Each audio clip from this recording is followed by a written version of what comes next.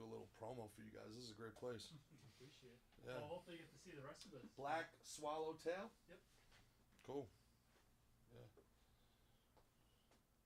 We have Bro, look at this. We're back. We're here at the Black Swallow.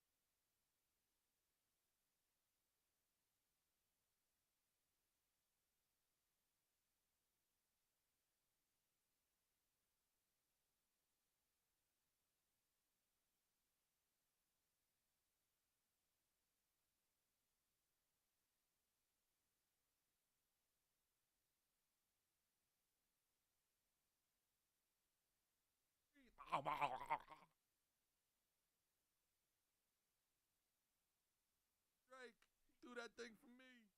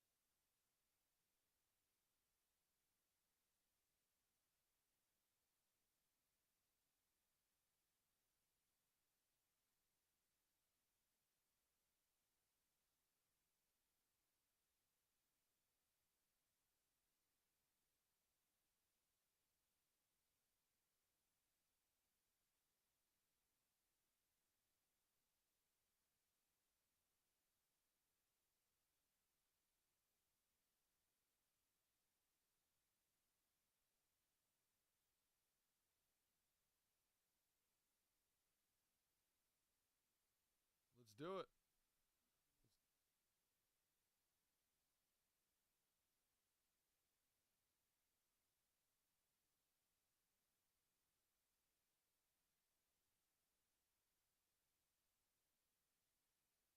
Let's do it. Nice teleprompter. I love this studio. Every time I come up here, I got a studio. It's good to know. I'm gonna do one more thing in the control room, then we'll be all set. I'll come back in and I'll let you know when we're good to roll. Cool. Let's do Thank it. you. Bow, bow, bow. This is a nice studio, man. Me gusta, Kimmy. The light is what helps a lot. Yeah. You know, the umbrella lights is what helps a lot in the camera. Mm. And you, because you don't feel that blind. No, not looking right into the light. Protection. Yeah. Yeah. I can hear you.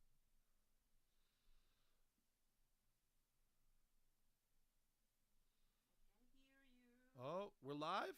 So we're live. Oh, we're live. The audio's live, but the video's not live.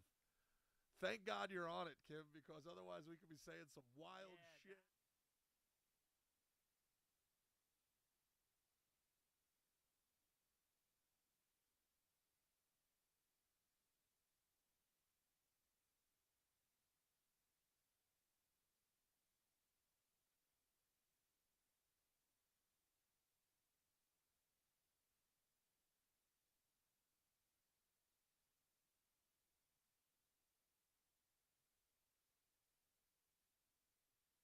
Mm. Let's go. Awesome fucking fire making. Yeah, we love TJ Peterson around. Gracias, TJ Peterson's been senor. a day one for us around here. Love us some TJ Peter. He wants us to do a live event in State College, PA. We should definitely do that. Oh, hell yeah. Penn State, huh? Yeah, that would be a lot of fun. I'd love to do in the next iteration. What are we doing here?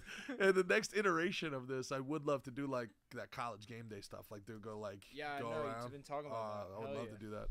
You know? So is our visuals live? Are we live? I don't know whether we are or we're not. Oh, but- we're in this thing. we're all right. are we it's going main official. camera, guys? We G. should probably just do split G. screen, guys. We got a new we got a new crew here. We got a studio here in Jersey. That's absolutely. We got to give a huge shout Yeah, out please. to the Black Swallowtail. I think that's what it is. Black Swallowtail. It's a crazy Hopefully name. they'll come in here It's and the correct Black us if not. Swallowtail Studios down here in Eatontown, New Jersey, by Tinton Falls. If you guys need anything, audio, visual, sketches, pictures, podcasts, you got to check them out. This place is through the roof, man. Really fantastic. But not, I guess, still technically to my right, but across from me here at 6'3", probably about a buck 85, 185 pounds. No, bro. I walked in the cage at 192. No, you didn't. Come Did on, you really? dog. Yeah, I got up to 196. Wow. Then I took a dump. Nice. That's a good dump. Yeah, it's a good dump. So wait, Couple so good you got down to 170, and then you were up Very 24 hours very later. normal. 96, That's, really? Yeah, that's normal. Really? I think so. What do you think Yeah. your opponent was weighing at? Probably somewhere around the same. think around the I mean, same? I don't say you can get much more. Really? Yeah. And he was Awesome. you know, he can't be much less either. Well, the master of punks, the tamer of sages, the king of the ring, the CEO of the RNC, and fresh off his return Yeah. to the UFC, Mickey Gall, ladies and gentlemen. Mickey, Man, bro, I appreciate you giving me a little hiatus time, letting me focus up. And the last part of weeks, you've been a great friend, great co-host, and just you've been a teammate, helping me, allowing me to focus up. I missed this. I missed doing this with you. I'm happy to be here, and now we're back at it, slick and thick, coming at you 2 times a week. I love it. Love Back to to hear where it, we man. belong. Hey, let's get this out of the way. For those of you that are just tuning in, I'm Gerard Michaels, and this was such an incredible thing that you did over the weekend. The way that you performed after 2 years off, I don't know how it wasn't fight of the night. I don't. I know you don't want to. You say what you want to say. I mean, I wanted it to be fight of the night. I mean, everybody I talked to, bro, I know. said it was fight of the night. Yeah. I watched those fights from ringside. That was fight of the night, bro. Yeah. By not a small margin either. You and your opponent, got to give him credit. Yeah. You guys came in and you banged a good old fashioned Jersey Philly bang off. Come right on, there. when Jersey and PA is That in the was cage, a boardwalk banger yeah, right there. there's been a lot of battles at the Oh, boardwalk. nobody fucking calls it water ice, okay? That was a pork roll Taylor ham brawl, dude. How'd you feel getting back in there, man? Man, it felt good. It felt really good. I felt the nerves, and being away for over 2 years, it was like almost like running through my mind like the checklist. Like is this everything's right? Everything's good. I got in the back. I remember, the room was hot, and then the worst part is when you're getting, when you're in the back. balls So was hot? we're in the Devil's locker room. Looking at the Martin Brodeur and the really? Scott, Gomez, all the signs they had up in there, and the room's hot. And then the worst part is like sitting there getting your hands wrapped, because you just you got that nervous energy a little bit, and you want to move. And I was sitting there getting my hands wrapped, sweating because the room's hot. I went and changed the freaking thermometer in there, thermostat, and then so I'm sitting there, I get my hands wrapped, and then right as we're done, I get up and I get to start moving. I'm like, oh yeah, this is good. This is where I belong. I had a great corner with me. I had Dorian Price, who did the last 6 weeks of camp with me. Mm-hmm. That's my brother. He was phenomenal. Helped me out big time. I had Gerald Mearshart the third. The tied GM3's got tied for Anderson Silva in finishes at 185. He's got the most submissions in middleweight history. Then I had the ruthless Robbie Lawler in my corner as well. Not much needs to be said about that. He's UFC Hall of Famer, former champion. So I had a good, strong corner. I had about 150 fights between the three of them, probably more. A lot of people were asking me if I was going to be in your corner, and I said, to what, tag in? What am I going to say? Like, do the thing, do the thing. It's funny because Henry Hoof was supposed to be in my corner, and he at the last minute wasn't able to make it last week. So I was like, what am I gonna do here? I was like, I know I got Gerald and Dorian, and that's great. You know what I mean? I could be good. I could be good just on that. Yeah. And I was like, I got a last spot, and I was like, I'll probably bring David Adivin. Yeah. And I was thinking, but then at the same time, I was like, maybe I'll bring my dad as like a placeholder or something, or Big G. No, you know what I mean? And I was thinking about it, like I would make it very clear with you to shut the fuck up. You know what I mean? To shut the fuck up over there and leave the coaching to the coaches. Yeah. But the same instruction would have been given to my father. Yeah. And he would have got that. But then when we found Robbie was going to be there, I was like, all right, done, easy call. And it's funny. I even brought up my dad, and he's like, "What are you, stupid? Of course you have Robbie Lawler in your corner. What are you, retarded? Yeah." What are you, nuts? So yeah. So I had a great corner. I think. So let's talk about the fight. Let's talk about the fight. So well, first of all, yeah. Chaz Palminteri sitting ringside. Chaz came, which is super cool. Dante. I mean, Yeah. we'll get to the fight. Everybody saw the fight. I want to talk about what you saw through your eyes. We all saw the fight. Everybody's been talking about it. It was all over. I can't even imagine what your phone looks like. I know what my phone looked like. Also, by the way, I deleted so many numbers. If you're texting me at 6 o'clock saying, "Yo, how do I get tickets for this thing?" Your number is deleted You're an out of my asshole. phone now, bro. Like, I mean, it's the most Jersey. We've known thing. about this It's- for about 12 weeks. It's the most, it reminds me of the Chad story where it's like, hey, can I get some money? Can I get some Yeah. money? Yeah. Oh, hey, I see you're at the thing. Can you get me in? Yeah. I haven't talked to you in 8 years. Yeah. Hey, get the fuck out. I could imagine, bro. I Dude, could only freaking It imagine. was crazy. So you walk in, bad move by Trump.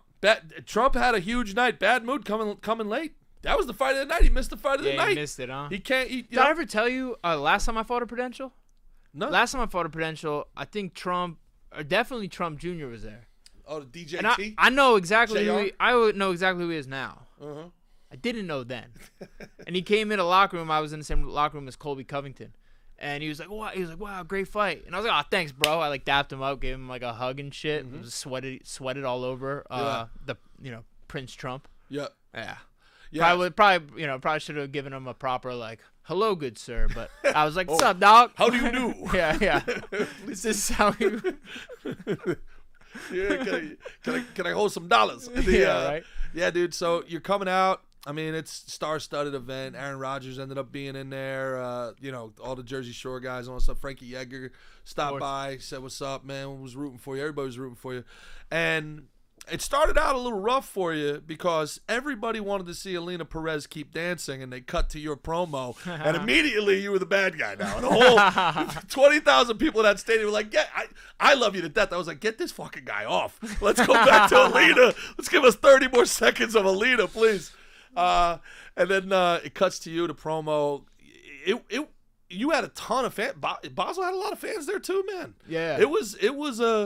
It got testy in there. Yeah. We were screaming. Our boy Jeff Fromer loved Jeff to death. Jeff was looking at me like, Gerard, I got an injury. I'm screaming. His boys are screaming. We're screaming. It's funny. Are you 'cause screaming at we're the, screaming at the homeboys' cage. team? I'm rooting for you, but I'm making eye contact with them, and they're rooting for him, but they're making eye contact with me. And we're like having to scream off in this section. Yeah. And I've never experienced it from that place, right? Like I played ball, obviously, but like I was never nervous when I played. But I was fucking nervous. I was like, "Oh fuck, man!" Like, it's such a helpless feeling. It's a helpless feeling. Yeah, well said. When you're on the outside looking in, you're like, "Fuck, man!" Like, Well, it's the gladiator pit. No disrespect to the other sports. You play baseball, you play football, you play basketball. You don't play fighting. It's a fight, and it's primal. And yeah, you're gonna get nervous, and you're gonna start jawing, and you hear someone else yelling for the other guy. It's contagious. You're like, "Fuck you!" Yeah. Like, Oh! no, you want my friend to die? I want your friend to die. Yeah, you start going a little. It's primal, man. If you've never been to a fight, Real ooga booga. especially when you know someone, Yeah. you know what I mean. It becomes very like it's inside. It's Totally. inside all of us. This fighting thing. You're 2 years out. Right. Now, this is like you're no rookie, man. This is what was this? Your 11th UFC fight? 12th 12th fight in the 12th UFC, dude. fight, yeah. And now but it's your first fight in 2 years. And first fight in 4 years without a broken back. First fight in 4 years without a broken back. Yeah. What's going through your mind? Walk us through everything. You're coming out. You hear your Man, music. well, coming out, and this is something I thought about doing, and Dorian reminded me in the back. He's like, "Yo, like take it in. Like take it in. When we get in the cage, we're gonna be locked in. But take it in." And you see, I walked slow to that Yeah. cage. I looked all around this place. I breathed it in. I saw everybody. I felt all the love. I I felt thought you were doing that. I was, man. Yeah. I was taking it in. I was absorbing. It was beautiful. It was so cool. Seeing all the screaming, like it brought a smile to my face. Genuinely, you see me like walking out and like just smiling. Like it made me happy. It was, I felt the love, and I felt the love. I felt the camaraderie of us. You know what I mean? Like it's just me in there, but we're all in there. Everybody who has a part of my life, or everybody who's a Jersey kid like me, we're all in there. You know what I mean? And I love that. Like when I would watch Jim or Frankie, I'd feel that too. And I hope they get to feel that when I go in there too. And that's why, when I go in there, I'm ready to fight to the death, ready to kill or die, in that moment. I'm ready. How much do you notice? How much don't like? Are you cognizant of the fact that it's like, oh, Chaz Palminteri's right there. Oh shit, Joe Rogan's right there. Like, Yeah, oh, shit, yeah, like, yeah. I went up cognizant and of it? I saw Mark Coleman and Chuck Zito walked off the ramp Chuck looking to go clean, boy. to go Chuck dap was them looking up. clean, Yeah, boy. yeah. I saw Joey Coco Diaz after. obviously you see where Rogan and DC and Anik are sitting there doing Dude, the our girl commentary when you get Candace in was there. I don't know if you saw. I didn't see Candace. I missed. There's a couple people I even missed. You know what I Candace mean? and There's just Eric so much. Flew into the wrong airport. They flew into Philly and then drove all the way from Philly to Newark, and they made it. They made it on time. Wow. Yeah. That was a Chaz close was one. in traffic. Dante was texting me. Was like, "Is there any way we could delay this?" I was like, "Yeah, I'll just go talk to Dana." Yeah. You know? Well, I think they got to talk to Dana, Dante and Chaz, and they even when they announced Chaz, they were like, "Chaz Palminteri's been here since the second prelim." You know what I Yeah, mean? man. Like that. Like that's a cool. Like cool you got a thing. big star like Chaz. Yeah. A lot of these guys just come for the main event Yep. or the main card. You know what I mean? But Chaz is Chaz a came. fighter. and- Chaz loves fighting. He knows a lot about fighting. Man. Yeah. No, I Yeah, love. he's a We knowledgeable really dude. should do a podcast with Chaz just talking fighting. Yeah, You know what I mean? think he would like that a lot. Him and Dante, we'll have to get on Dante, sometime when we're back. You see, Dante got himself in good shape, bro. Yeah. Dante's thick. He's a tough kid, man. I Yeah, love man. Dante. Yeah, he is. He is Yeah, a good tough kid. people. So you're in there, man. Well, here, let me. So I wanna talk about. You say I'm in there, and part of my strategy was to maintain distance and to be patient early, right? And I think that I know I lost the first round. Mhm. Everybody who has been hitting me up, and trust me, I appreciate it, I love it. Everybody who's in there telling me it was a robbery. I don't agree with that. I don't think it was a robbery. I can totally see how they thought I won the fight. When I was in it, I knew it was damn close, and I wasn't sure that I had done enough. It was close. After watching it, I think I won round 2 and 3. I think so too. I think you did enough in round And that's two. that seems to be the You consensus. definitely won round 3 to me. I think you did enough in round 2 also. But also look, the scoring was weird all night. I mean, you saw with the It was, Strickland right? Costa fight. You Yeah, saw, someone gave it a like, Costa. Yeah. I remember the first fight of the night. Mitch Raposo was a tough kid coming out of Boston. I see. Um, Now I don't know shit about. I thought he won that fight. Shut up. I thought he won that fight. But I came. All right, in, then I, you're I came to the halfway into Brazilian fight, though. kickboxer. I came in halfway. Oh in, yeah. No, he lost the fight probably every round, but one of the guys gave him a 29-28, Yeah. and I remember in the back being like, well, if they gave the East Coast kid one, I was like, maybe if things get a little shabby, I'll get one thrown my way. Unfortunately. Didn't go that way. I went to the other East Coast kid. Mhm. But yeah, I intentionally started. I wanted to be patient. I was probably a little too patient, and I gave up round 1. Went to the corner. They told me that right away. My corner knew. You know what I mean? And so did I. I knew. I was like, yeah, because I didn't get off much the first round. Were you looking for something in particular that wasn't there? Or? Yeah, I was expecting him to grapple. I was expecting him to grapple. I was looking to maintain distance, and that's why I was probably backing up a little too much because I was looking to take to pull rather than push. I was looking to light push and then pull and corral him as he comes in, and I thought I'd be able to choke him out that way. See, from the outside looking in, I was wondering if you thought his cardio would be an issue, and you were maybe rope doping a little bit, seeing if he can gas out a little early. That's another part of that was another reason why I walked a little extra slow to the cage. Get him all hyped up. Let Yeah. that heart pump. Oh, I knew he's a strong, muscle bound guy, and I knew I've watched his old fights, not just his fight with Jack Della Maddalena, which I even told Basel he won that fight. He won the first 2 rounds, lost the third of that fight, and they gave him a shitty decision. Then he lost a crappy decision. So I guess I don't know what the fuck I did, but I guess karma gave him. Nah, but yeah, I did want to take my time. I thought I needed to probably touch him a little bit more, and maybe it's ring rust. At least that's what a few people around me thought. I never even really considered that, to be honest, going in there. But maybe that was a part of why I started a little bit slow and was maybe a little too patient. I didn't want to be impatient. That was something I thought about. But I realized I let the first round get away from me. So, that I don't argue, and I think everybody in there would agree that I lost that first round. I don't think that's the worst thing though, Mick, because after 2 years off, you've been training your ass off. I think it was apparent for everyone to see. It's all anybody's really talking about is how improved your striking was. And it's like, man, like there's no reason to come back in and just go fucking. Well, no, I never should blow have your done that. load But in like I a appreciate minute, that. But I'm going to tell you again, I was really hoping I'd get to show my best self in there, my true self, which people around me, my OG Billy D hit me up that day. The world is still not seeing the real Mickey Gall. And now, unfortunately, I still got that. I still know that hasn't been shown. I can't even be mad at the loss because I didn't do near what I know I'm capable of doing. I didn't do what I should have done. I wasn't finding my spots properly with the jab or the right hand. Late the right hand got going and I cracked him. I knocked him down once. I wobbled him a few times. But I know. Kid. I thought you had him there in a second. I thought that was it. Tough kid though. Yeah, no, tough kid, man. Respect to Basso, but yeah, no, I didn't. That's the thing is why I can't really be mad at it because I know I still didn't. I didn't get it done perfectly, and I'm gonna try and get a quick turnaround so I can now carry the momentum of being in there. Being familiar with all this shit. Every time after a fight, you're like, every single time I've lost, I wanted to fight the guy in the parking lot after the fight. Yeah. Or I'm telling you, as I'm walking to the back, I'm like, man, I hope they don't give me a suspension so I can fight in July. Wow. You know what I mean? Yeah. Like that's, and then when they gave me just a 30-day suspension, just, you know what I mean? Normal.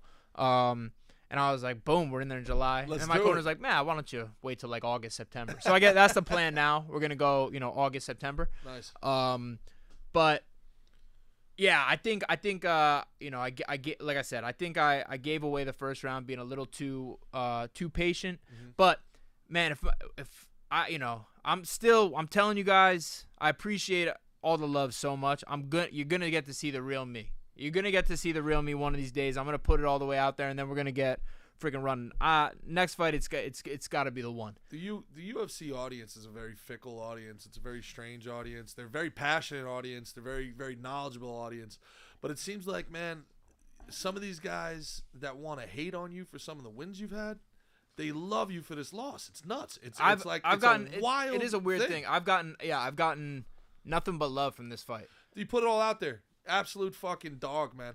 Yeah. That the way you came out in the second, the way you came out in the third, the punishment that you took, the way you kept moving forward, it was almost like fucking Rocky. It was like live. It was insane. Seb, I didn't go down. No, you never went down. You never knocked me down, right? Never knocked me down, Ray. You never knocked me down, right? I know that you knew that he was gonna shoot, and I know that your grappling is literally world class. What were you thinking about when he shot in the third there? Well, I think in the second he went for one. I remember I felt like I was in the proper position for a guillotine. We went near the fence, and actually no, that was the third. I slipped right off that thing. Sweaty head, sweaty back. Late in the fight, I slid right off that thing. I was like, damn. And then I remember I tried for it another time, and that same thing happened. It was that. The way when he shot on Jack, though, and I think it was because he shot a little more desperately in those fights, it looked easy to grab that neck. I'll tell you, I got a good guillotine. It was not easy to corral that neck. I think he made some good improvements, which hats off to him. That's, you know what I mean? And that's something you always got to think about when you're watching fights is you got to assume they're going to have a new trick. You got to assume they're going to be better. His last fight was about a year ago or so. So he had he added some new things and made some improvements. So there, and then as far as my grappling goes, my game plan was to not look for a takedown till late in the second, third round, because I wanted to look for. I thought he would initiate the grappling, and I would counter that, or I would wait for him to get a little more tired. And then in the second, I shot a takedown. I completed it, but he popped right back up to his feet. Kudos to him. It was good. He had good positioning.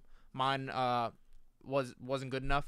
And the same thing on the second takedown I had. He was able to pop right back up. I realized in the second round that he wasn't looking to go to the ground with me, because I threw a kick. He kind of caught it. I lost my balance, and I fell back. And I quickly got up, but I realized he didn't follow. I was expecting him to bum rush me, try and get on top, and that's when I realized I was like, all right, now I can open up a little more, because he's not looking to go to the ground with me. Yeah, he was looking to strike for sure. Yeah. Which I found out around somewhere in the second round, and I was like, all right, now I can open up a little bit. And that's when I really started cracking him and wobbling him. Did you feel it felt like he gassed out a little bit there in the third? It felt like you tired him out. How did you feel in that moment? Do you feel like? Yeah, I felt good. I felt like we could have gone a couple more rounds. Yeah? I could have went 2 more rounds, bro. I told you about what I was doing with Mike Barwis. The sessions I did were the hardest conditioning sessions I did in my life. I literally said not the Thursday before the fight, but the Thursday previous, I said I'm going to die. we would do these insane hard circuits where I'd be doing all these like strength things. What we do a leg day or an upper body day, and I'd be doing squats. I'd be doing single leg lunges. I'd be pushing the sled, doing all this stuff, and then first plyometrics, just all this shit. I'm not gonna give away the whole recipe, but it was over 5 minutes, and then you get on the exercise bike and you pedal and you're wearing a heart rate monitor, and you only get off when you hit a certain heart rate, and that's like basically to your max heart rate. Brutal. I would get up off the bike and I would be like I'd have baby legs. My legs would be like collapsing under me. It was brutal, bro. It was brutal, and I would get after like I did it once or twice. I would be so nervous before it, more nervous than I was for the fight or for a fight, because I just know I'm you gonna. You don't need to tell me how scary cardio is. Yeah, bro, it was brutal, and it would give me anxiety before. After, I would be up as if I had fought. I'd be up like all night just from like the hormones and the adrenaline and all that stuff, having to go to death's door. Like I would do that, and I did that. Your nervous system. Yeah, and we were smart about it too, where I would take the appropriate rest, especially towards the end when I would do days where I'd do sparring that morning, which is hard. And shout out to Tyler Ray, gave me a lot of great work all camp. Great fighter. Check out Tyler Ray. You've gone the distance a couple times before. Did you feel different in this one? This was my best cardio by far, and I'm going to be doing these Mike Barwis bike circuits for the rest of my career because it's a difference maker. And look, it sucks. It sucks. I'm not looking forward to it. I'm almost getting a little anxiety just saying that out loud. But I watched what I felt what it did to me. It brought me big confidence, and it's gonna translate to a lot more success in my fights. After you fight, either you win or you learn, and I learned. And if you're smart, even when you win, you learn. But I learned a lot just by the time we were in the back room after the fight, going to get checked out by the doctor. I already learned a lot. I knew things I was gonna put into play and stuff. Like I said, I'm already excited for my next camp, even though it's gonna suck and it's gonna be painful. That's the life you I'm chose. ready for it. Hey, I'm with it, brother. So now you're back there. The fight's over. Take us into your mind now. Like the fight's over. In some ways, the hard part's over, but now you're sitting with the decision. You got your wife, you got your sister. They're looking. I didn't get to see them. I saw Kim as I was walking out, and I gave her a hug, and I was sad because I felt like I let myself down. I felt like I let her and everyone down. She gave me a hug and told me how proud she was of me, and so that made me feel better. But I was disappointed when I walked out of that arena, because now ever since COVID, we used to get to sit in the green room and like they'd cater food and we'd watch all the fights. Now ever since COVID, they just started sending us home. Oh shit! Right. So I'm in the. Ever since COVID, or ever since Connor threw the chairs. That's a good question. I think my recollection was COVID, but they so we go back, and in that car like that, as I'm walking out, I was like I didn't do it. Like I didn't do what I came here for. I didn't do enough to win. I felt like I had lost. Did you feel like you missed opportunities in the fight? Maybe. That wasn't what was going through my mind so much. I mean, maybe, yeah. I needed to secure my takedowns. Because from the outside looking in, it was like, dude, you fought your ass off, bro. Yeah. Like there was nothing to feel any bit of shame about. I know, but when you lose half your money. You know what I mean? Yeah. You get another blotch on that record. Shit, for me that was my third in a row. I thought 2 in a row was a wild thing, and that's something hard as a fighter to deal with. I remember when I took my first loss, I was 4-0 and I took my first loss, and I was fucked up for like a month over that. And because as a fighter and anyone, when that's your job, it's like, especially as an undefeated fighter, you take pride in that, and you're like, yeah, I'm undefeated. You know what I mean? No one defeated me. And then you get defeated, and you're like, whoa, am I a loser? I thought I was this winner. You know what I mean? And it fucks with you. And I unfortunately, I've been through it enough where I don't, have that same issue. Sure. That's the shitty thing about your sport, though, man. Like, you can lose 3 weeks in a row in football and then go on a 6-week heater, make the playoffs. Right. You know what I mean? Baseball, you can take an 0 for 20 and then go on a heater. You don't need to sit with it for months and months and months. It's a shitty thing. Yeah. I actually think it's one of the worst things about your sport because we love a comeback. Like, we love a comeback. Sports fans want to see the comeback. They want to see the team get hot. They want to see that heater.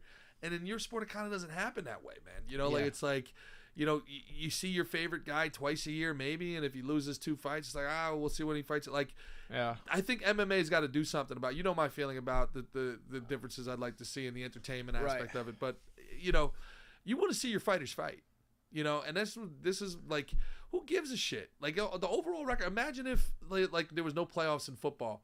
Like, and it was like, the Washington Redskins can't make the playoffs this year because they're 30-69 over the last 6 years. It's like, no, this is a new year with new guys. New year, right? Starts 0-0. Like, Yeah. And I think as a fighter, you gotta kind of have that mentality. Like, you haven't lost 3 in a row. You're 0-0 in your next fight. And I know Henry Hoof talked about it on our show, and I thought it was really brilliant how the difference in the Eastern cultures is they don't ask about your wins and losses. They ask how many fights you've had. Mm-hmm.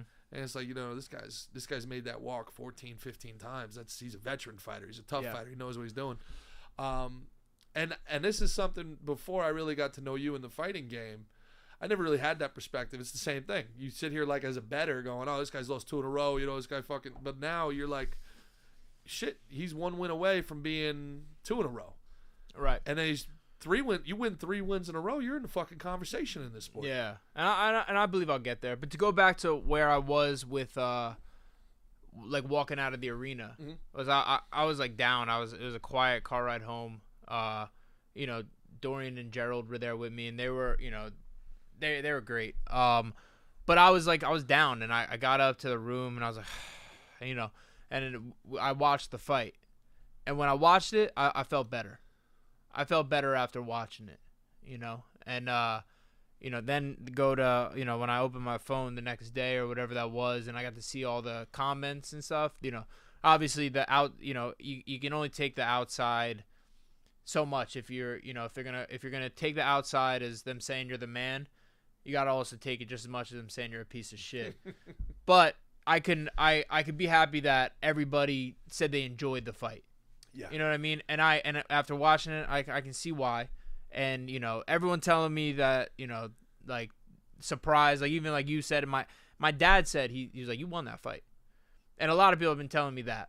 And, that's cool. I can see how it could, how it wasn't how they could. 30-27. I have no idea. Yeah, two judges had 30-27. Yeah. That's crazy. And it was fight of the night. Fight of the night. I don't know what you and Basel did to Dana. I don't know what happened to who, but that was fight of the night, look, dude. I think, why, from dude? Somebody that was there watching, it was fight of the night. It wasn't even close. You're biased because you're my boy. But it wasn't even close, though. From an entertainment perspective, it wasn't even close. Well, I think it's tough when you're in the prelims. I think it's tough when you're in prelims. I think that's kind of the thing. It's easy to either kind of forget, or all these fights pass. They gave it to the main event, which I mean, it's kind of lame. When Makhachev took home 2 things. Yeah, him and Poirier. All respect to him, but it's like, I'm sure Basel probably made $20,000. He could have used that $50,000 way more than Makhachev or Poirier. You know what I mean? And shit, me too. Yeah, but it is what it is. I think I still haven't gotten I've had like 6 rear naked chokes, and I still haven't gotten a bonus. Really? They don't really reward the they don't want you guys grappling. Yeah. They really don't want you guys grappling. Even that's why I drop them and then I'll choke them. No, I gotta pound people unconscious. Give me something, I choke them unconscious, but they tap too quick. Yeah, well, that's their fault. That's really what it comes out. What'd you think of? Did you watch any of the other fights? You see Kevin Holland? I did. That was crazy. Yeah, I saw that one. I saw a bunch of I forget who he was fighting, but what could that guy have possibly been arguing about? We all saw the arm break. Hey man, he didn't tap. I get it. He's like, hey bro, I let my arm break. Can I at least keep fucking going? If I tapped, I get it. You know what I mean? Yeah. Sometimes if you let the arm break, you could slip it out either. The arm becomes a little more bendy. Yeah. Or what do you call that? Like a little, it could come out a little easier. Slithery. Yeah. It's A little like more Gumby. Yeah. Yeah. Little, Congratulations. Now you're what's it called when you can bend pliable. both ways? No. what's the- Ambidextrous? No. Double jointed? Double jointed. Now Yeah. he's done. Now he's unconsensually, non-consensually. Triple jointed now. Yeah, right. Yeah. And then Holland jumps over the top, goes and sees old DJT over there. Yeah, so did Strickland, and I love Sean Strickland. He's become one of my favorite fighters. He's a friend too. He's a really good guy. But, you know what I mean? I love how he's been able to put his personality out there, and like that he's been comfortable putting that side of his personality out there. But he's a good dude. Yeah. You know what I mean? People don't see that. You just see more of the brash side. But he's It's become such a platform, man. Because of what Dana did during COVID and how he let his guys talk during the woke thing, and it's become the place where like free speech, freedom loving Americans. This is the home. This is where everybody goes, and everybody was chanting USA. I mean, being there, and again, you see people from all walks of life. You see all different colors, all different religions, all different creeds. Everybody's chanting USA. It was fucking awesome, dude. Yeah. It's really cool, man, to feel that energy, and it almost like it gives you hope. You feel hopeful. You know, you feel hopeful. You're like, man, this is, and it's like the last little bastion of masculinity left in America. The men are fighting out there. There's hot chicks walking around. People are like, flag waving. It's like, man, like you can, you can. It's like a place where a place where men can be men. Yeah, for sure. Yeah, it's a cool thing. You got Alina Perez dancing around over there, like. Congratulations on the win, Alina. We're all very happy for you. You're a big fan, huh? I wasn't. You are now? From 8 rows back, I'm a big fan. What'd you think of the fights themselves? Like, is the ring always the same? Is it like, because it didn't seem like that arena was like made for that. You know what I'm saying? Some of the seating of it was a little bit off. It wasn't. That's probably made for hockey. Yeah. But I didn't think. I think they do a great job. Mm-hmm. I mean, it's all I really know though. I mean, only the Apex was made for that. Did it seem like what I don't understand your complaint. Well, I'm not complaining at all. Like, it's like the way things are seated. If you're off in the like corners and stuff, it becomes very difficult to see. And everybody then starts coming down, and like it was actually better to go up to the suite for us and watch. If you're trying to actually watch the fight, because everybody starts like swarming and gets up against where the fighters are coming out and where everybody's coming out, and you can't see shit. Then you're trying to stand on the chairs, and there's guys standing on the chairs. Yeah, I know what you're saying. I think there is almost like a perfect, like, if you're front row ringside, it's great because you're right there. If you're like, if you're back ringside, it can be tougher. There's almost like a sweet spot where you're like a little just above the cage. Might be like that sweet spot where you can see down into it.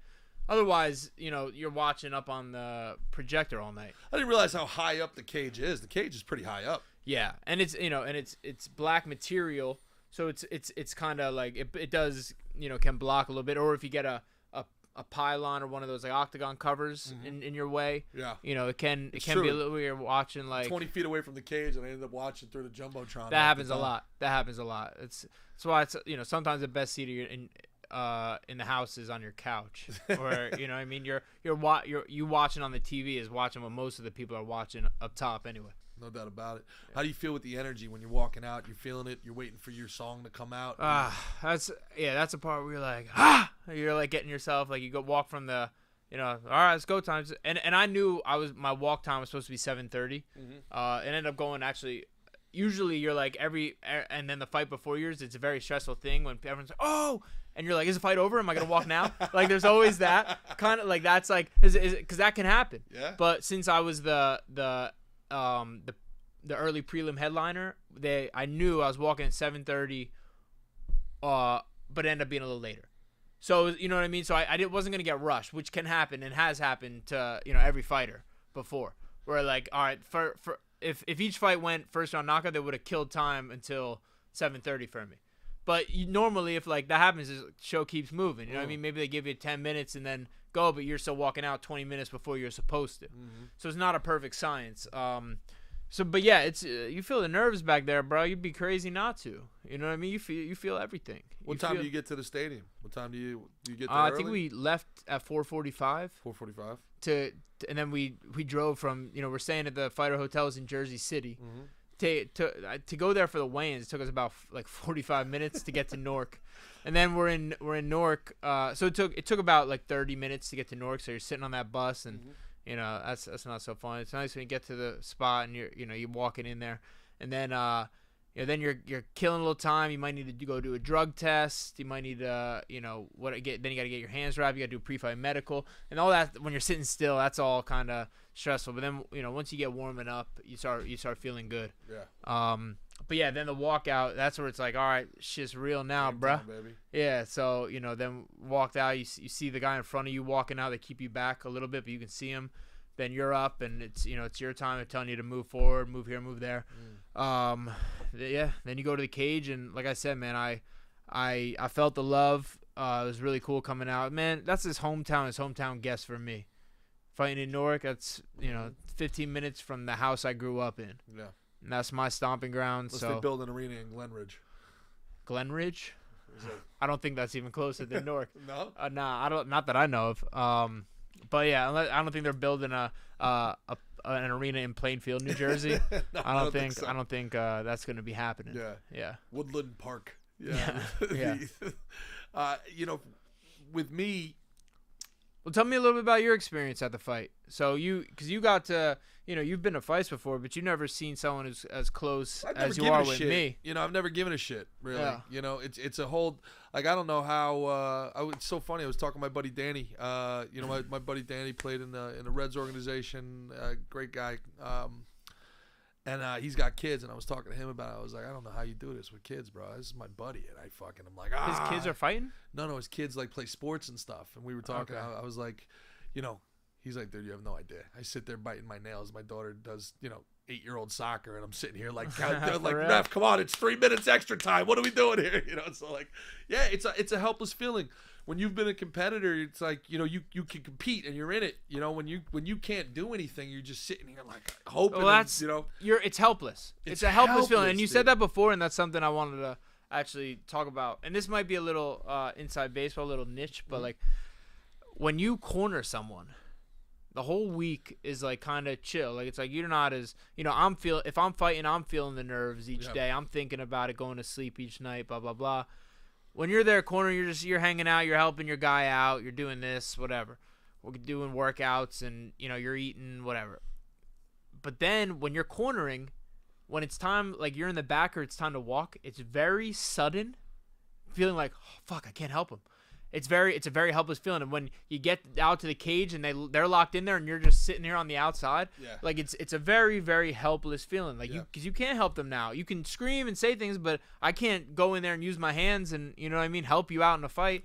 So and I imagine it's got to be very similar. My poor family and friends that I do all this to, they all got to feel that way. You know what I mean? It's funny. I sensed that with Dorian when we were downstairs in the lobby, and he was just like stewing a little bit. And I was like, yo, let's go take a walk. Let me show you my things, man. And I'm taking him around Jersey City, showing him my own stomping grounds, getting him a proper Jersey slice. Yeah.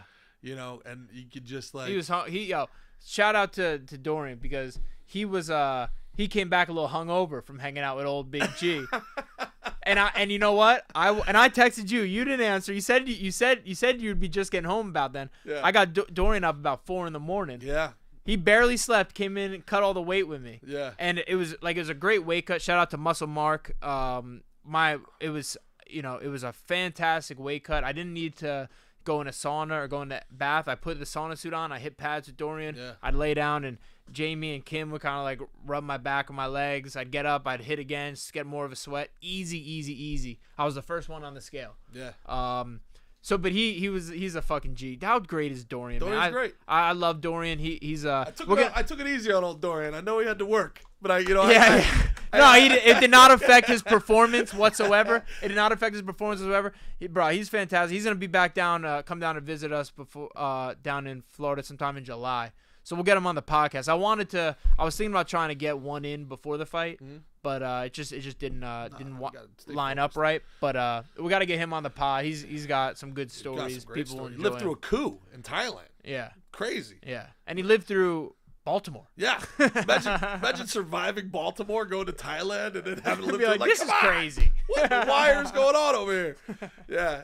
But yeah, man. You can feel it. You can feel that there's like, especially a guy He like Dorian cares. has That's so why, many, because he cares. he has so many fights too, and it's like, man, He's had over 80 fights. there's only so much, but he the way he was just like, nah, Mickey's ready, man. Mickey's so ready. Mickey's ready. But he believed it, but I feel like he was also trying to like, he wasn't really present with me. He was thinking the whole time about like, did we go over this? Did we go over this? Like, He's a great coach and he cares. Yeah. And that's a gift and a curse. It's a gift for me as a fighter. It's gonna be a curse on him because when you care, it's like anything. When you care, that's being vulnerable. And that's, you know what I mean? Like he loves me and I love him. So that's, you know what I mean? That's that type of relationship. That's a blood of the covenant. You know what I mean? Yeah. Yeah, For sure, man. we shed blood together. Literally, going to war, you bled like a fucking. going to war together. Yeah. That's fucked up for white boys, man. You guys show it. Yeah, I wear I got like some I got some easy. My skin bleeds. A gust of wind could cut me open sometimes. Do you think that affects you in scoring? Probably. Do you think it looked like you were taking worse damage than you were? That's the 30-27s because you're wearing it. As opposed No, to I thought we put that up to incompetence. No, I'm just kidding. No, it's not. I think. Well, Dana it did coulda- after the fights. Dana did say one of those guys is never got to judge again. He said that's a joke. Yeah. One of those guys is Dana, never Dana gonna- reached out to me. Said he said that I looked incredible. It was a great fight. So that was nice to hear. Looked from the incredible, boss. like fight of the night, good or And the decision was already rendered, so I didn't you look- push my you luck. look pretty good, kid. You look Yeah, pretty. you look pretty incredible. Yeah. I've talked to you about this, like, and I'm fucked up. I think anybody listening to this knows this by now. I literally look in the mirror Newsflash. until I see Gerard Heron disappear, You talking about pre-comedy show? and then fucking Gerard Michaels appears, and I can see him. And I Yeah. know I'm ready, right? When you're getting ready, is there a different part of you? Is there a different? Do you feel like it's you? Do you feel like it's a character? Do you feel how is it different? You walking out to get into that cage than you sitting here right now. What's different? I guess that's a good question. It's within me all the time. I just gotta allow that killer to come out. You know what I mean? I don't consider myself like an athlete so much. Like I'm an athlete, but I don't. You know what I mean? I'm a great athlete, but I'm a killer. I get to tap into that side of me. I'm in the back. I'm like you ready to kill and die? And I answer that question, yes. I know I'm ready to fight. You know, and that's something I think. If you look at any of my fights, I'm ready, always ready to go like to the death. I think 15 minutes is almost short. I would like I know it's everyone thinks you talk about you sounding crazy. You sound a little fucked up. Maybe I sound a little fucked up. I'd like to fight for a fucking hour straight. I'd like to fight for 30 minutes. Yeah, I don't think there's really a winner until someone is rendered incapacitated. You would have loved You know one of what I those mean? 125 round fights back in the day. That would have Yeah, we should go. And I know it's not realistic, but it's not conducive but it's to television. yeah, maybe. I don't know. Me and Matt Brown have discussed it 'cause we're from the same ilk where we both would prefer that type of fight. Maybe we'll come up with something one of these days. But yeah, I think like it should go till someone quits. You know what I mean? So someone says they don't want it anymore. And How would MMA be different if you did the boxing 12 3-minute rounds? See, that's kind of the opposite again, because that you can. I think it should be if I were to make a change, I would say make a 15-minute round. So like Old Pride? Yeah. Old Pride used Similar. to be- That was 1 10-minute and then It was 2 10, fives. 10, it was 110, 2 fives. 2 fives. Gotcha. But I think it should. Why are we splitting it up every time? If someone's on the back, make them get up. If someone's getting beat up, make them find a way out. Mhm. I think it makes it more of a sport when we're doing these stops. Okay. I think it should just be go and fight. Mm. Why are we breaking it up and you get a minute rest? Why? What Just if you fight. What if you did it almost like NCAA wrestling style, where round 1 is on your feet, and then round No, round 2 that's stupid too, Gerard. somebody's on. Yeah, That is stupid, Yeah, my why? friend. why? Because it's just let him fight. Just let him fight. Like what do we say when we watch sports? Let the boys play. Let the boys when play. the refs get involved. Let the boys play. Let the boys play. Yeah. Let them fight. Yeah.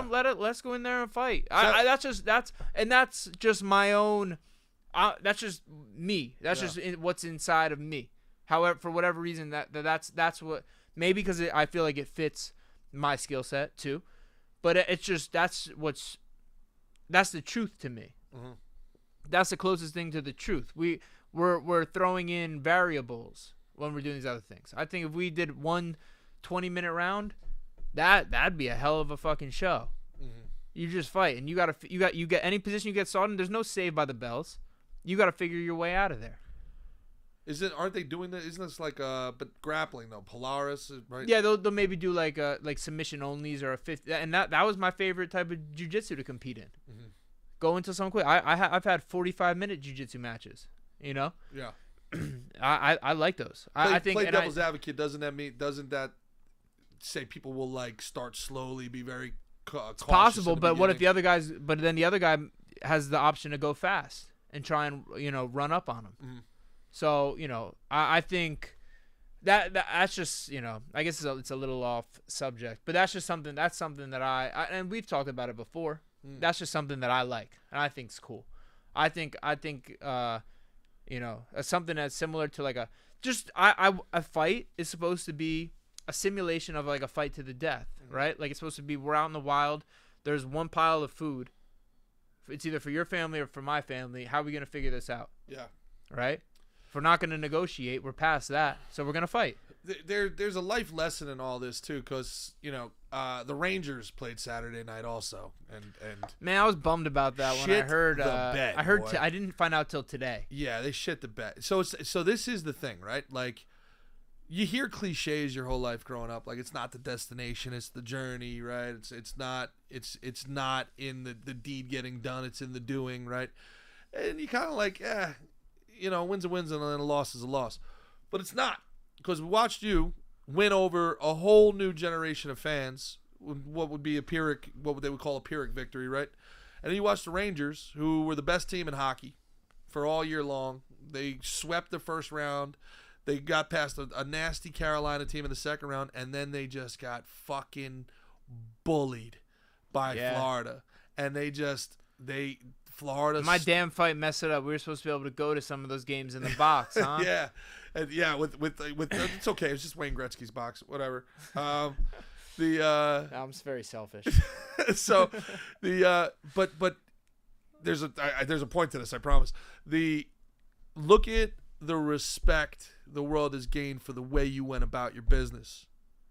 And now you look at the Rangers, who had this incredible year and got bullied and had their will stolen at the end and probably quit in that last game, to be honest with you. Really, And now all the media, everybody's talking about break that team up. that whole season. Got to trade Panarin. Mika's a bum. 2 weeks ago, these guys were the Cup champions. Let's fit them for the rings. Yeah. These are legends. We're going to remember people in New York forever. Canyon of Heroes. 2 weeks later, they get bullied over the course of 5 games. It's like, buy out Trouba, trade Panarin, trade Mika. It's like, Yeah. dude, this shit it's really, there's a lesson in that. And what is that? For all the young athletes and all the people, man. It's not really about the wins and losses in life. It's about how you handle your business. There's an integrity thing here. It's like, you know what? We're all human. Nobody's perfect. You take your wins with your wins. You take your losses with your losses. But how you go about your business and how you handle yourself in those moments of adversity, that's what really matters. Right. When you get backed up against the wall and you come out, you're like, man, I haven't fought in 2 years and I'm down 1 round. Who the fuck am I? How are we going to do this thing? And, and you come out banging. And he threw at you. He was throwing.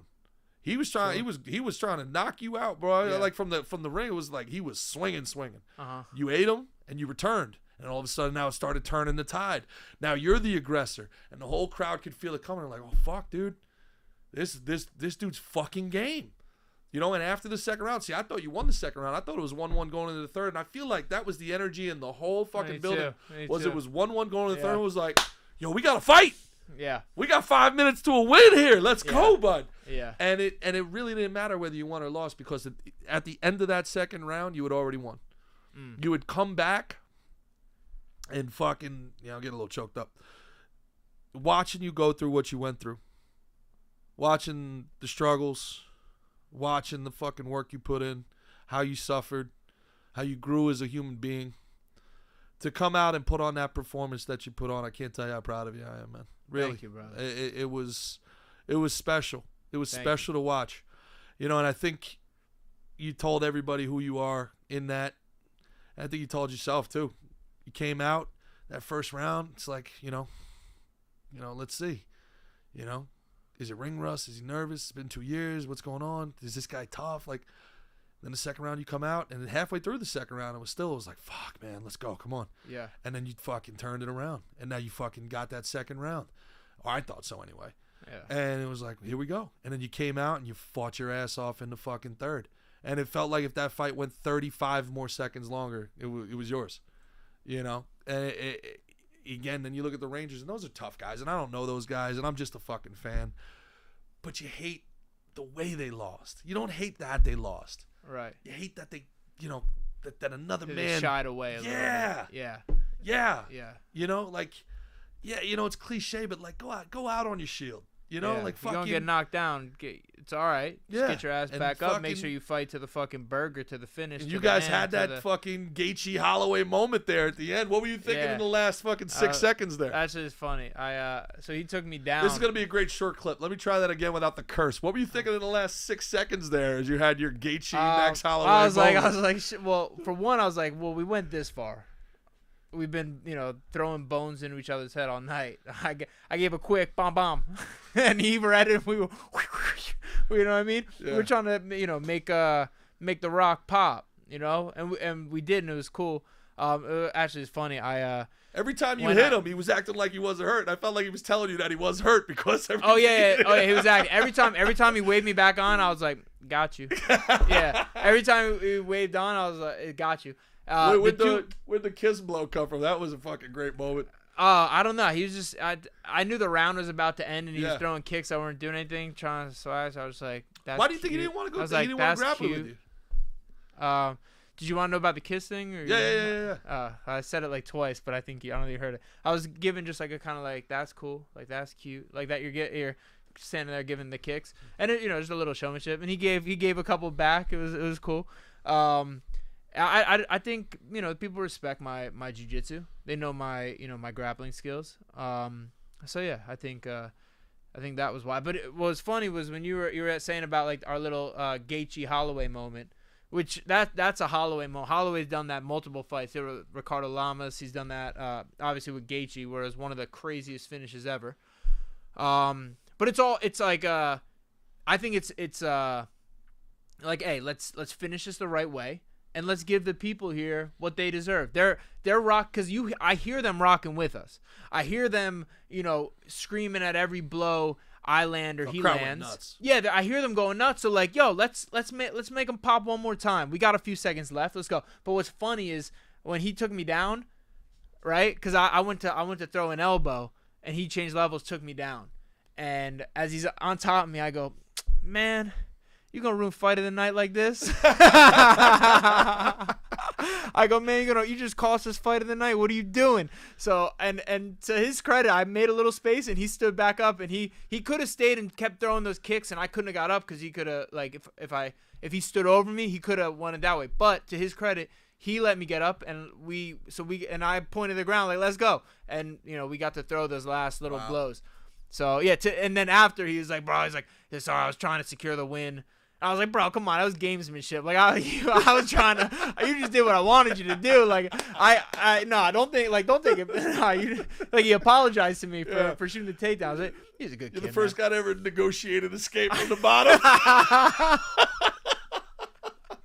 You connived your way up. Yeah. I was like, man, you gonna blow fight of the night like That's this? Sicilian jiu-jitsu. Brazilian jiu-jitsu. That's hilarious. It's nuts. That's where you make them an offer they can't Hey, refuse. oh, what are you doing here? You're making us look bad. Get up off me. What are we Yeah, doing? come on. Come on. It was June 1st. It was Pride Month. So you talked about before, you can't play fighting and all these other sports. There's no other sport where you can do that. That's like rock and roll, man. That's like a crescendo. That's like when they're playing the notes and the place is going nuts and they're finishing it. And it's Frank Sinatra, My Way. You know what's funny is you've been playing. I was playing that song during my weight cut, and I've been playing that song part of my fight camp. Yeah. And you played that song in a post you made. I saw it for I me, saw it when and then the place went deaf to me, and I saw it. I saw you in there, and fucking when you were walking out of there, and the whole song just was like, I was like, that's Frankie baby right there. Yeah. Man. That's what's up, bro. Yeah. Channel a little Sinatra in Jersey, huh? Yeah. Oh, that makes me proud. Yeah. That's very cool. It's you took the blows, man. It's Yeah. That's one of the. I think that might be the most perfect written song. It's fantastic. If you're a man that's ever tried to do anything, if you ever had any sort of ambition to do something that's really very, very difficult in some high pressure environments, that song's got to speak to your soul. Yeah, that especially that last like verse of it. You know what I Yeah. mean? Like he's talking about basically like speaking your truth, not saying shit from your knees. Yeah. You know, songs. Yeah. I get why you like A that man song too. Yeah, Who says what he truly feels and not the words of one who kneels. of one who kneels. Yeah. What is a man? What has he got? If not himself, then then he's he has not. Oh yeah. Yeah. Yeah, it's crazy, man. So and then you talked about, I had comedy. I'm supposed to do comedy on Sunday after that. Yeah, bro. I And wanted I'm to go. so- I've been getting some proper recovery because, like I said, I'm coming back. God willing, Dana White and Sean Shelby willing in August or September. So I've been going to Below Body Bar, which is a fantastic like recovery spot. Next time you're in Jersey, you gotta check it out. Yeah. I actually want to have the owner Frank on the podcast. Really good like business mind, and they do all this stuff where it's like hyperbaric chamber, infrared sauna, red light, the coldest cryotherapy thing I've ever been in. Like I felt my body like recovering. So I did all this stuff, but I was in there till like 8 o'clock. So I wanted to go down and I want to stop by my dad, see my little sisters, and then me and Kimmy go down to your show. But I didn't get out there till 8, and I know the show started at 7. I didn't think it would be so many hours. Yeah, it's all good. But I heard you fucking crushed it.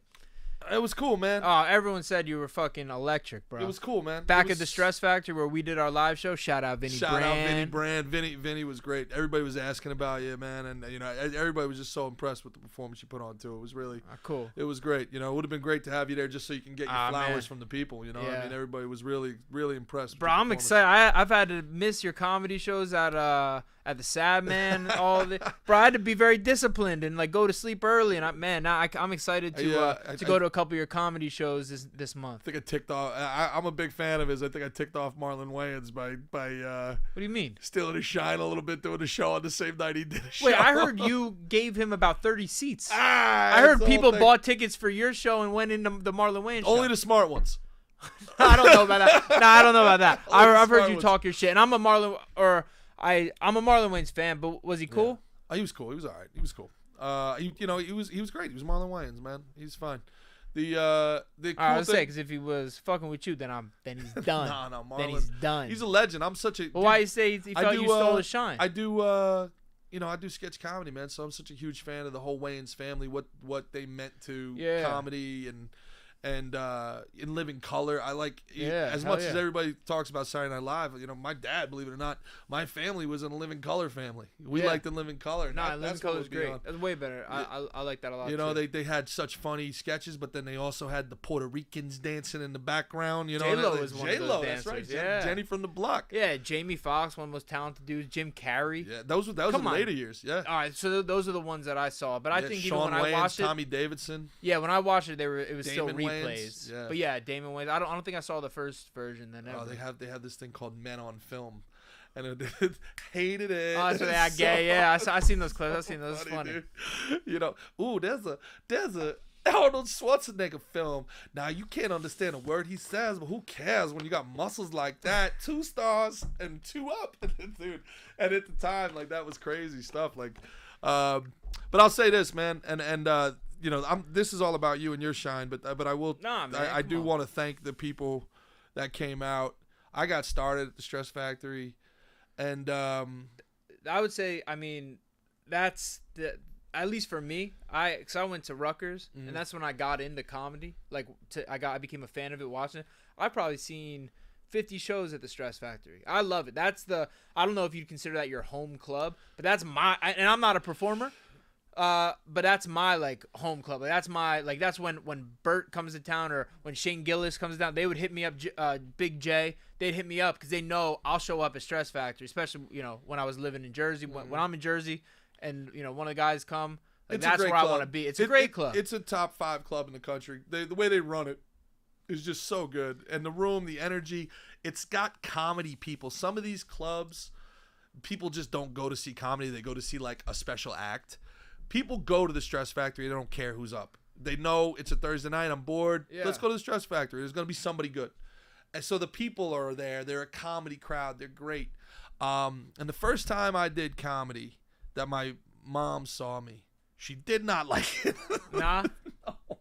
Why, you had a potty mouth? I think maybe it was crass. But I sucked. I sucked. I Right, still you're suck. just trying to figure it so, out. yeah. But You don't suck, bro. I seen but you the- crack me up. But dog. so the promoter goes up to her after, and and Kim, this is gonna be you in 30 anyone who's years. seen you do comedy can't say you fucking suck, bro. Especially when you get going and busting chops around the room, you're one of the best at that. And that's something I really love. Like, I like Big J. Yeah. Like, that's his style. Like, I love that when they can just like eviscerate the room, and that when you get going like that, bro. Holy shit, that's Yeah. hilarious. It's something that I don't like that chromosome joke you make about me. I don't like that chromosome joke very much. Well, but- now you've got a new toughest fight in your life for sure. You know, up until Saturday, the toughest fight of your life was fighting off that last chromosome. But now I think you got a new #1 spot.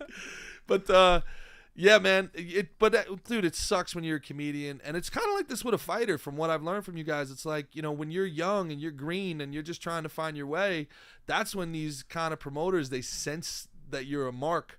And they make you do like 10-person, 15-person bringers, so you're asking everybody who you know, love, and respect to come watch you, and you suck. Right. So they watch you do bad. Yeah. And they're like, ugh. Yeah, and then you got But they're just trying to make the money off you. correct. And regional MMA is kind of similar to that, where it's about how many tickets you sell. You sell tickets, they'll get you on the card. Yep. You don't sell any tickets, I'm not going to try that hard to find you an opponent.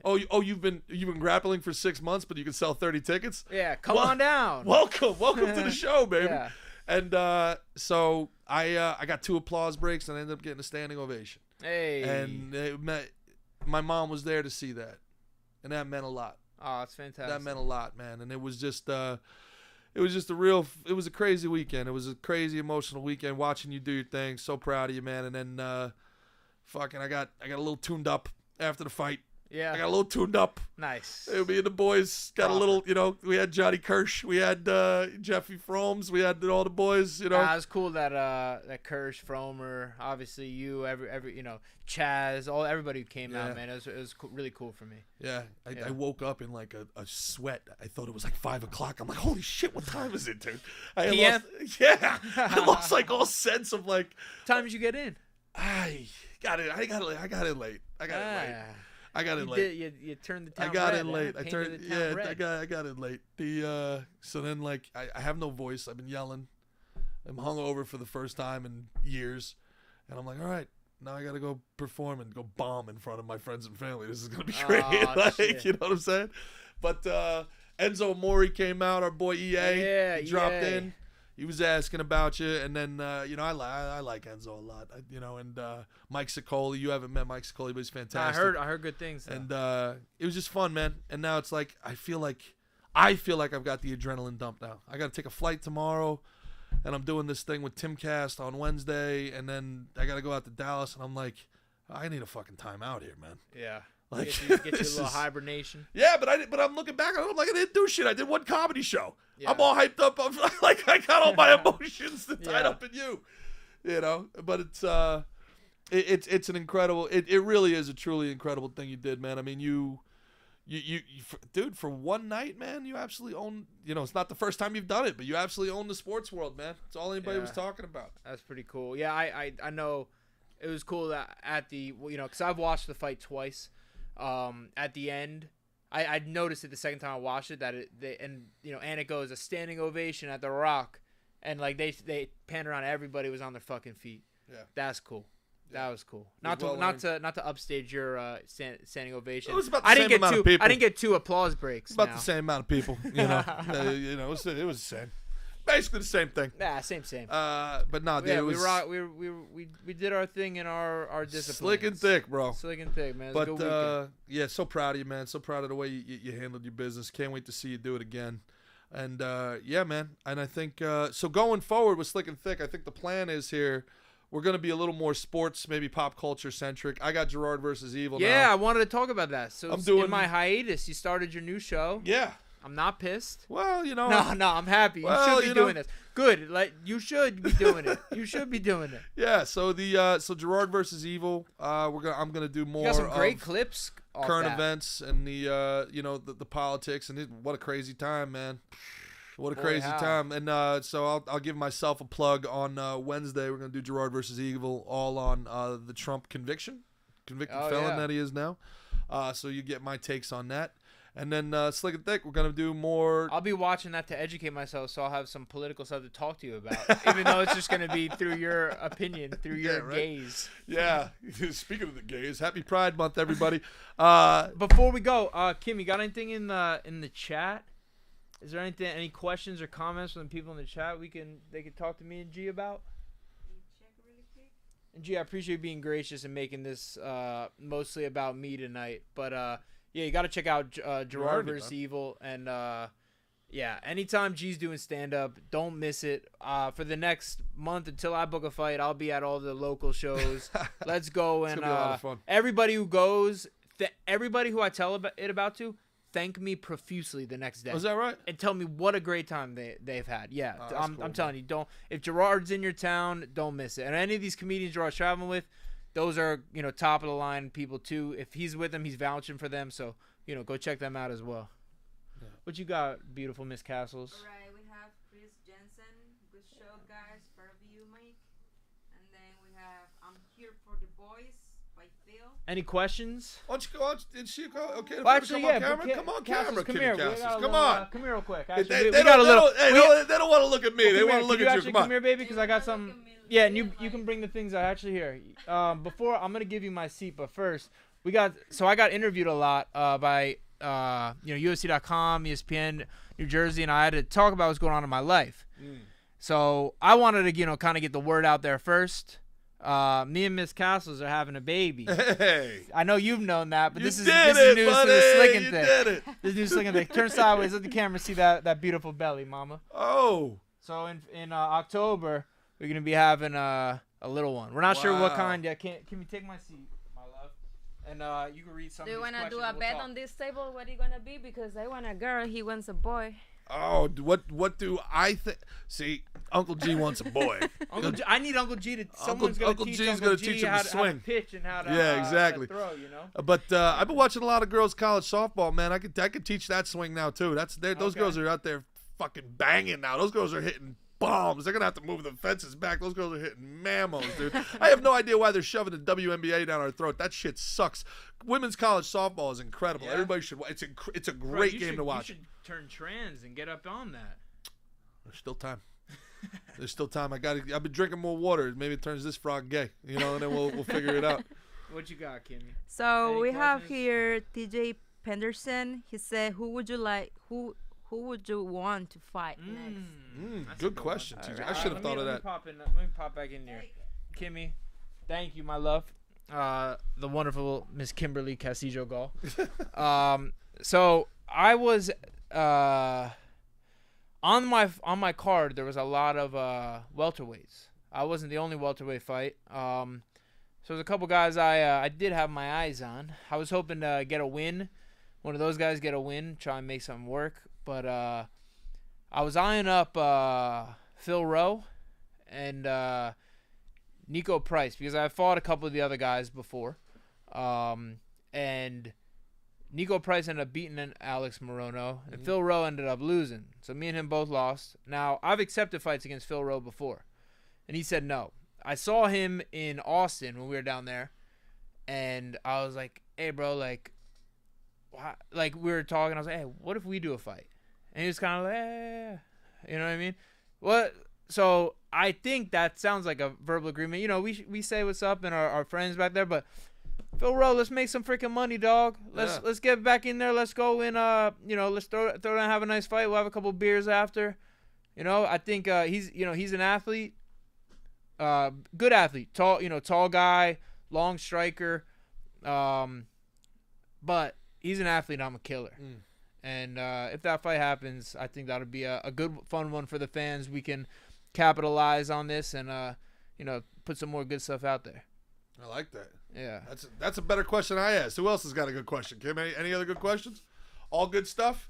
All right. Lots of good comments. All good wishes, all good comments. Appreciate all y'all. Love you to death. Yeah, the black swallowtail guys. We're running late on you guys, and we love you for letting us do it. Thank you so much. Thank you, boys. Check out Black Swallowtails here in Eatontown, New Jersey. What an unbelievable facility they have. It's really great. For the great Mickey Gall, welcome back, buddy. Thank you, brother. Officially Happy to be back. On Slick and Thick, you're talking about. Of course. I'm Gerard Michaels. Please like, follow, subscribe, do all that cool stuff. Check us out on Instagram. Yeah, we're coming with some Slick and Thick fire. And we got some biggest surprises. news. Let's hear it. All of our episodes, every episode is on Spotify and Apple Music. So there was a minute that we only had like 86 up there. Yeah. And when we transitioned from our last home to our new home, our last what is that called? Network. We we had a little slump in getting things uploaded properly. So there's 20 new episodes. I think it was 86 and I was 105 episodes up there. So if you're a Spotify listener or any of these other platforms, go check us out. We got a lot of material, and we're gonna have more. We had over with 6,000 downloads on Spotify last month. I can't believe it. We didn't even promote it. Didn't do anything. Right. We love you guys to death. Yeah, we've been really lucky, man. We've been really lucky on we're boys, we're brothers. We'd be sitting here, or we'd be sitting at a house having these same conversations. Sure. So we get to have them here and in front of everybody, and talk some shit, have some fun, and we appreciate you guys listening and enjoying our stuff. Yep. And it took us a little while, but we got every single one of them up on Spotify and Apple, so I don't want to hear shit anymore. I don't want any more DMs about why I'm not on PBD Podcast, and I don't want any more DMs about why the fuck nothing's on Spotify or Apple, right? We're done. We're done. They're there. Onward and upward, Slick and Thick. To the Welcome freaking back, moon. Nick. Peace. Peace.